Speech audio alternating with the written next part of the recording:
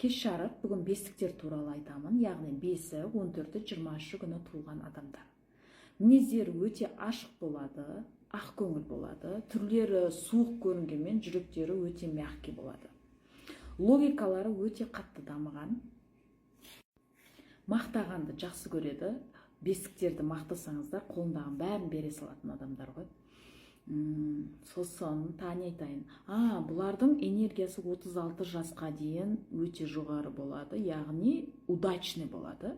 Сондықтан бесіктерге мой совет 36 жасқа дейін жасайтын бизнестеріңіз жасап, алатын үйлер, машина бәрін алып алыңыздар.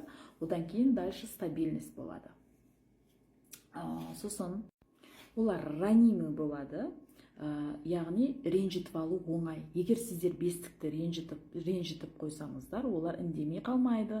Олар жестоко сөзімен, умный сөзімен сізге және де жестокий ответ қайтарады. Бестіктердің тілімен Құдай совет береді деп айтады.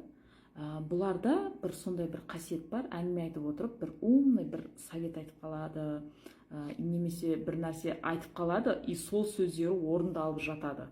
Көбінесе бір 80% осы бестіктерде сондай сөздерінің орындалатыны бар. Бұлардың бір-бірінен айырмашылықтары. Ішінде ең мақтаншақтары бестіктер, мақтаған жақсы көреді, мақтанғанды да жақсы көреді. 14 күнгілер логикасы қатты дамығандары, 20 күндегілер мінезі ашық, әңгіме айтқанды жақсы көретіндері.